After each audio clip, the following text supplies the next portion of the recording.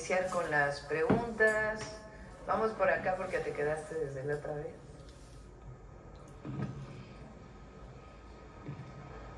Buenos días, señora presidenta. Buenos días a todos los presentes. Elide Fernández, de Noticias del Movimiento Conciencia y colaboradora del programa radiofónico Iztaccíhuatl en el Sendero de la Luna, así como del canal de YouTube Animales con Derechos, uniendo causas, conectando derechos.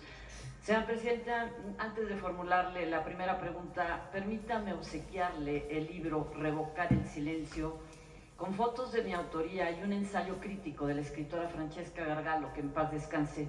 Fue publicado en 2018 por la reconocida editorial Artes de México a través de su colección Luz Portátil.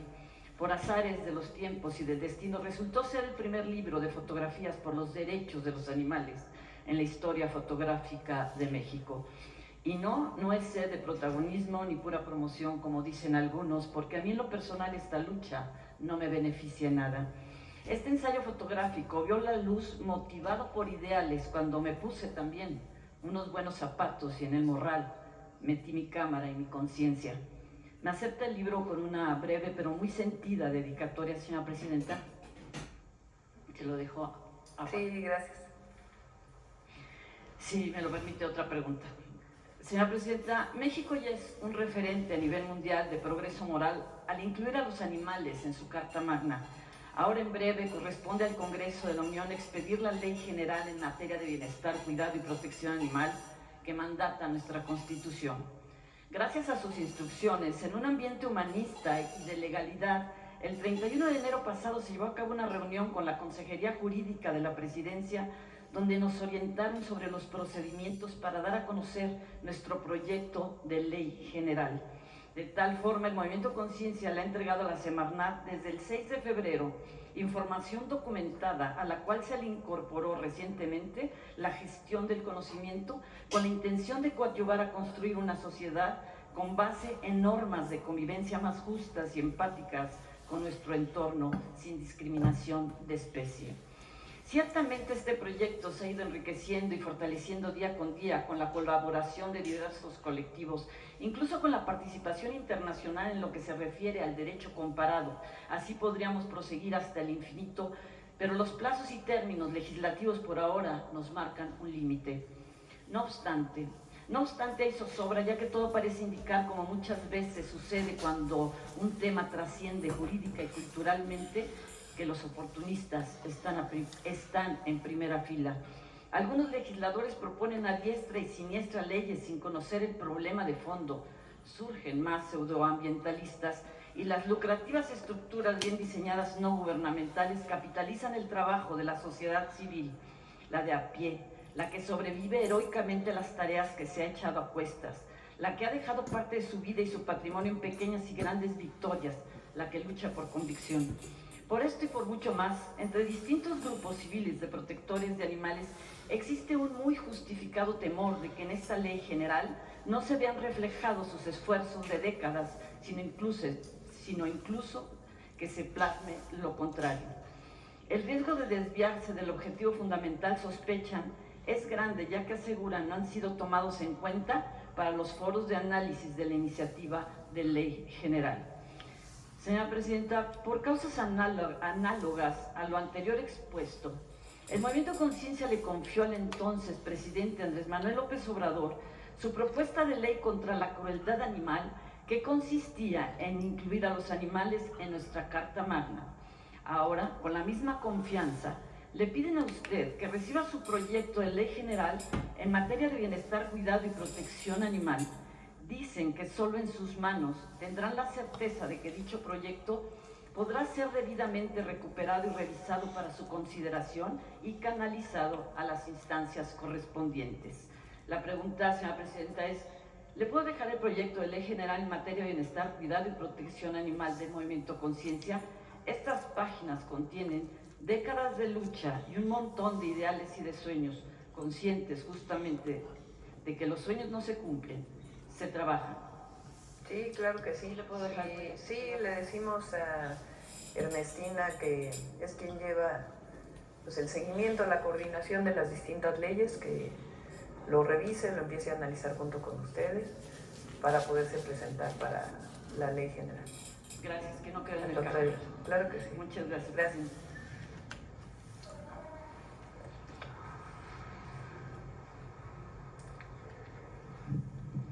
Gracias, Presidenta. Buenos días. Karina días. Vargas, de Reporte Índigo. Una precisión sobre la entrega de apoyos en Tamaulipas.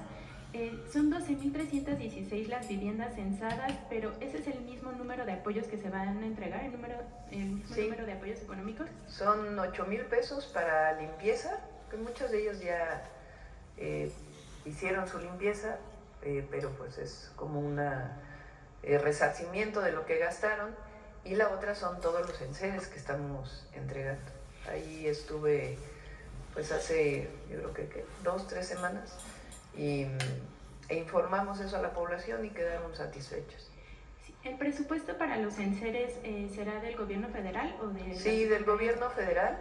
Son enseres que tiene hoy la Secretaría de la Defensa Nacional como parte de pues, su reserva para cualquier problema que sufra la población, y es decir, no es un gasto adicional, sino que ya lo tenían en reserva la Defensa Nacional, de su plan de N3C. Gracias, Presidenta. Y en una primera pregunta, bueno, sobre la carta que envió la Secretaria de Agricultura de Estados Unidos por el tema del gusano barrenador, saber qué le compartió el secretario Julio Verdeguer sobre la respuesta que le dio. Él anunció que ya respondió a esta carta, pero saber qué contiene esa carta y si usted pues tiene... explica todo lo que se está haciendo, porque hay solicitudes que no corresponden. Entonces, la Secretaría de Agricultura y Desarrollo Rural ha estado trabajando desde el primer momento que salió esta enfermedad, esta plaga. No sé cómo se llama exactamente, a lo mejor ahorita a ver cómo se le llama exactamente. Y se tienen muchos sistemas de control que ya existían en México, pero que ahora estamos reforzando, desde la frontera sur para evitar la propagación y en todo el país. Entonces, pues se está explicando todo lo que se está haciendo, y había habido un primer cierre, se resolvió, ya estaba entrando el ganado, y ahora pues esta situación en donde pues están diciendo que si no se cumplen una serie de requisitos van a volver a cerrar. Fue un poco lo que dije ayer, y es importante. En Estados Unidos el próximo año, en noviembre, vienen elecciones de varios estados de la República para sus gubernaturas. Entonces lo que hemos estado diciendo es que no puede usarse México como piñata, como parte de su campaña en forma negativa. Con estos números deberían de hacer campañas positivas a favor de México, de los latinos, de los mexicanos, para que vieran que van a tener mucho más resonancia política en estos estados. Entonces hay cosas que tienen razón de colaboración, de coordinación, y otras que consideramos que son excesos. Pero lo importante pues es atender esta situación del gusano barrenador en el ganado. Gracias, Presidenta. Que lo estamos haciendo.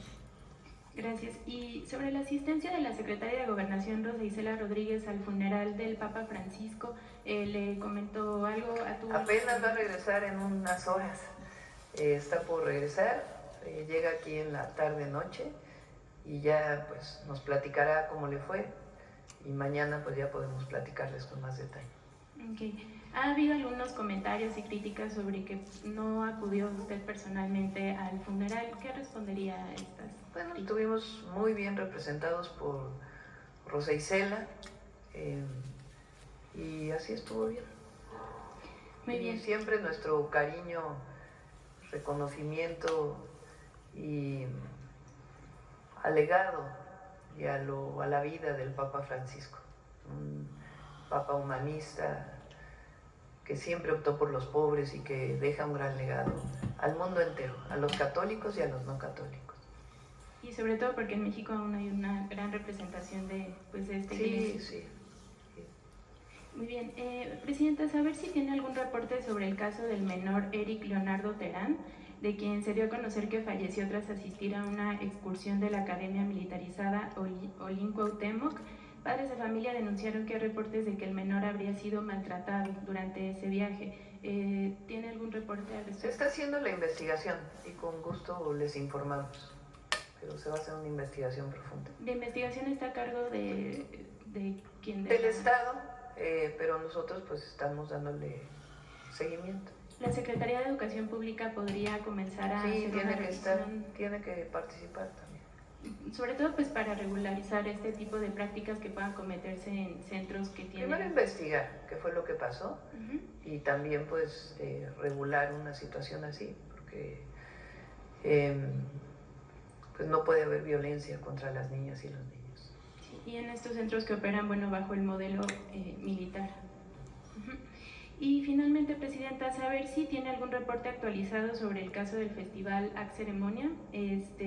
Nos comentó en un primer momento que la Secretaría de Gobernación se reuniría con las familias de los fotoperiodistas. ¿Cuál fue el resultado de estos encuentros? Se está avanzando junto con el gobierno de la Ciudad de México y la propia Fiscalía de la Ciudad de México. Se está apoyando a los familiares. Y también, como lo mencioné, estamos en la revisión de la concesión. Edna Vega nos está ayudando, la secretaria de Sedatu, y le voy a pedir que venga para que pueda informar el día que informe Vivienda, que informe la condición en la que se dio esta concesión, quién tiene esta concesión, amparos que tienen y recursos de revisión, y qué estamos haciendo para poder retirar esta concesión del Parque Bicentenario, que además es mejor que se opere por parte del gobierno de la República. Y justo este caso, Presidenta, abrió pues la precariedad en la que laboran varios jóvenes en el país, ¿no? En este caso, Berenice y Miguel pues no tenían ni siquiera, con lo que se ha dado a conocer, pues una paga por esta labor que hacían, sino más bien, como muchos jóvenes... Sí, la industria del espectáculo, por llamarle así, pues tiene que cumplir con las leyes laborales. Entonces, aunque sean trabajadores, trabajadoras temporales, pues tienen que tener su seguro social, tienen que tener su pago adecuado. Entonces, Mara también va a estar revisando esta situación. Sí, más bien, bueno, ellos iban por parte de un medio de comunicación, pero pues sí, esta precariedad ¿También? existe. Sí. ¿Se va a revisar Sí, esta situación? trabajando con las familias. Okay. ¿Podría haber una fecha de cuándo podría darse esta información por parte de la Secretaría de Trabajo? Sí, vamos a invitar a Secretaría del Trabajo, a Edna y a Secretaría de Gobernación para que podamos dar información. Gracias, Presidenta. ¿Qué tal? Muy buenos días a todos y a todas. Juan Hernández de Diario Basta, Tabasco Hoy, Campeche Hoy y Quintana Roo Hoy de Grupo Cantón. Bueno, a propósito de esta cifra que acaba de dar de que los mexicanos serían la 10ª potencia económica, ¿qué le llega a la mente al saber la importancia de lo que es la comunidad mexicana en Estados Unidos? Sobre todo también ayer que usted mencionaba que pues, México no es piñata de nadie, ¿no? O sea, realmente la importancia que tienen los mexicanos ahí en Estados Unidos. Las y los migrantes en Estados Unidos, mexicanos, pues han estado ahí por varias generaciones. Es más, cuando nos quitaron la mitad del territorio ya vivían ahí, o más de la mitad del territorio. Y a lo largo de la historia, pues ha habido migración por dos razones. Una, la necesidad de las y los mexicanos de buscar una vida mejor para sus familias, y la otra, la necesidad de la economía de Estados Unidos de que haya trabajadores y trabajadoras que ayuden a desarrollar su economía. Fíjense, son nada más, pone el número otra vez, de los 38 millones que se estiman, hay quien habla de 40 millones, son 4 millones que no tienen documentos, pero la mayoría de ellos ya llevan muchísimos años en los Estados Unidos y contribuye. Se estima que 20% del ingreso de las y los mexicanos es enviado en remesas. ¿Qué significa? Que el 80% se queda en los Estados Unidos en ahorro, en consumo, en pago de impuestos. Entonces, esta idea de que las y los migrantes quitan trabajos es todo lo contrario, ayudan a la economía de los Estados Unidos. Entonces es muy importante que todas y todos los mexicanos lo conozcamos y todas y todos los estadounidenses lo conozcan también, todas las nacionalidades, pero particularmente nosotros y los estadounidenses, para que reconozcan ese trabajo, que sepan lo que significa para su país y que sea parte pues de todos los diálogos también en los temas de migración. La criminalización de los migrantes pues es un tema esencialmente racista, y lo que nosotros estamos planteando es, en todo caso, pues hay que platicar de esos 4 millones de indocumentados con el gobierno de Estados Unidos, y también el reconocimiento de muchísimas familias mexicanas de primera, segunda, tercera, cuarta generación que están ahí y que contribuyen de manera muy importante.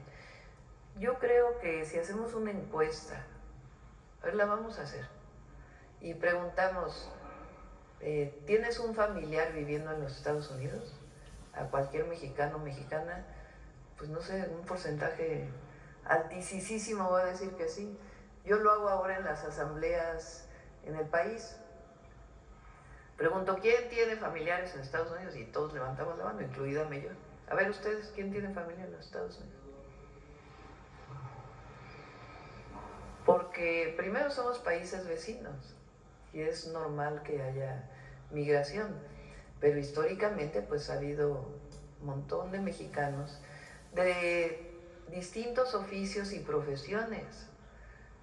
Mi hermana, por ejemplo, lleva ya más de 30 años viviendo, maestra de escuela primaria allá. Se fue de estudiante, ella periodista, por cierto, de comunicación, se fue como reportera de Notimex allá, y después hizo la carrera de maestra allá y se quedó, allá se casó y tiene sus hijas.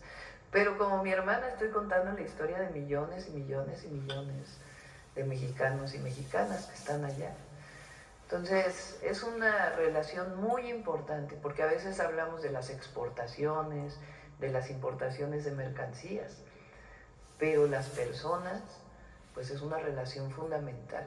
Y tiene que haber un reconocimiento de lo que contribuyen a la economía de los Estados Unidos. Por eso es importante mencionarlo aquí, porque nos da datos, nos da información para que todas y todos tengamos esos datos y podamos platicar, debatir, ponerlos públicamente para que todas y todos sepamos la importancia de nuestros hermanos migrantes en Estados Unidos. Aquí nada más se está mencionando lo que es la aportación económica, pero falta también lo esencial, la aportación cultural, la aportación de valores. Se está hablando de la aportación de, bueno, de muchísimas y el sincretismo cultural que ha habido en muchísimos lugares de los Estados Unidos, particularmente en el sur. California pues es uno de ellos, pero no solamente. Bueno, sur y norte, porque en el norte de California pues hay también una historia muy grande de los mexicanos, pero en prácticamente todos los estados de la Unión Americana hay mexicanas y mexicanos de diversas generaciones. Sí, una buena idea conocer, bueno, en un próximo estudio conocer precisamente esas aportaciones que hacen el pueblo mexicano a lo que es el pueblo de Estados Unidos. Sí, por supuesto. Bueno, esa sería la primera pregunta. Segunda, entrando, bueno, a otro tema. Recientemente el expresidente Ernesto Zedillo pues aseguró que en México se murió la democracia y que se está convirtiendo en un estado policial. Esto lo dijo en una entrevista en la revista Exos, a la par que consideró como cuestionable, y lo pongo entre comillas, la elección judicial que se realizará el próximo 1 de junio, en donde se elegirán a jueces y magistrados. Él dijo que la llamada reforma al Poder Judicial, así como la elección de jueces y ministros, considero que están tratando de destruir al Poder Judicial. Conocer su opinión referente a lo que está diciendo el expresidente, que pues realmente podemos, no sé si podemos calificarlo, cómo tiene la cara de poder hablar de este tema cuando él fue uno de los que pues prácticamente a la mala hizo un cambio en el Poder Judicial. Pero conocer su opinión referente a estas declaraciones. Hay varios temas, qué bueno que lo preguntas, hay varios temas muy interesantes en esto. Lo primero es que nuestros adversarios políticos, dirigentes de partidos de oposición, digo dirigentes porque ahora que estuve cuando llegué a Cancún, fuimos en vuelo de aquí a Cancún el viernes, una señora me paró y me dijo, oiga, yo no voté por usted, pero estoy muy contenta con el gobierno que está haciendo. Entonces hay mucha gente que a lo mejor se identifica con otro partido político y que reconoce al gobierno de México. Por eso digo los dirigentes del PRIAN, para ser muy claros. Intelectuales que estuvieron vinculados durante años al poder, que no pueden entender cómo es posible que ya no les hagamos caso, o que el pueblo de México no les haga caso porque estuvieron como consentidos con mucho dinero durante muchos años, comentócratas de los medios. Ahora la cantaleta que traen es que somos un gobierno autoritario. Esa es la nueva, bueno, ya la traen desde hace rato. Entonces, letras libres, nexos, traen autoritarismo, se acabó la democracia en México. Esa es su nueva narrativa. Como ya nadie les cree, ya tienen muy poca, entonces ahora andan buscando nuevos voceros. Bueno, se van a buscar a Zedillo como vocero, expresidente de México. Vamos a hablar del sexenio de Zedillo. ¿Por qué no hablamos, hablando de democracia, de las masacres de Acteal, del Charco, del Bosque, de Aguas Blancas? Pero nosotros no reprimimos. Vamos a hablar de democracia. ¿Por qué no hablamos del FOBAPROA? Porque también es autoritarismo rescatar a unos cuantos, hacer deudas privadas como deudas públicas y dejar en el desamparo a millones de deudores en nuestro país, con una deuda que seguimos pagando, las y los mexicanos. ¿Por qué no hablamos de la privatización de los ferrocarriles? Porque eso también es autoritarismo. ¿O a quién le consultó cuando privatizó los ferrocarriles? ¿A poco hizo una consulta pública para saber si los privatizaba o no? Y después acabó con los ferrocarriles de pasajeros y después se fue a trabajar a una de las empresas que fueron beneficiadas de la privatización. ¿O qué, eso no es autoritarismo? ¿O por qué no hablamos de la desaparición de la Corte y la decisión a modo de una nueva Corte impuesta por él?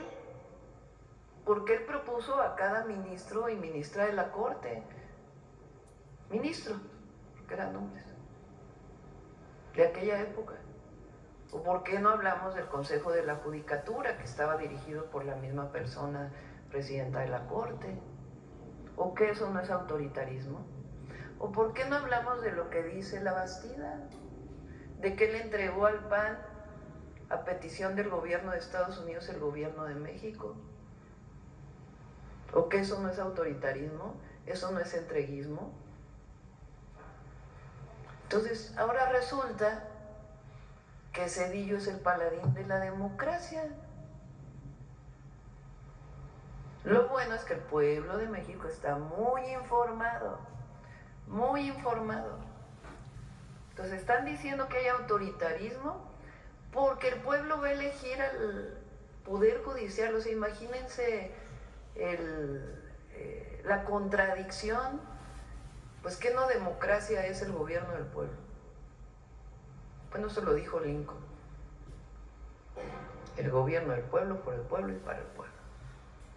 Entonces el pueblo ahora va a elegir a su Poder Judicial, pero eso no es democracia, porque para ellos la democracia es la de unos cuantos.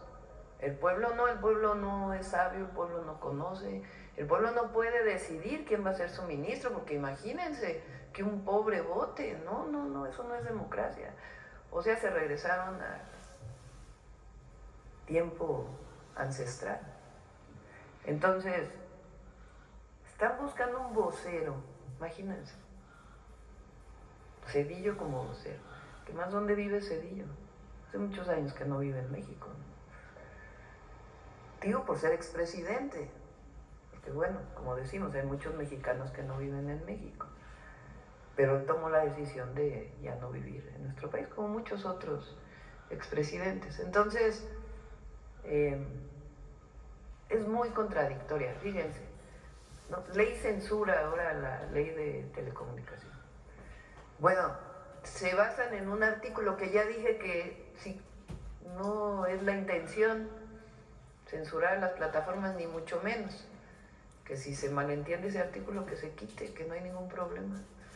Pero siguen, pero es que quieren censurar las plataformas, quieren censurar. Que escuchen la mañanera a ver si se enteran un poquito de lo que decimos aquí. Entonces, nosotros, nuestro movimiento, nuestra historia está marcada por la lucha por la democracia. Esa es nuestra historia, no es la historia de ellos. Ellos validaron el fraude de Salinas de Gortari, ellos validaron el fraude de Calderón.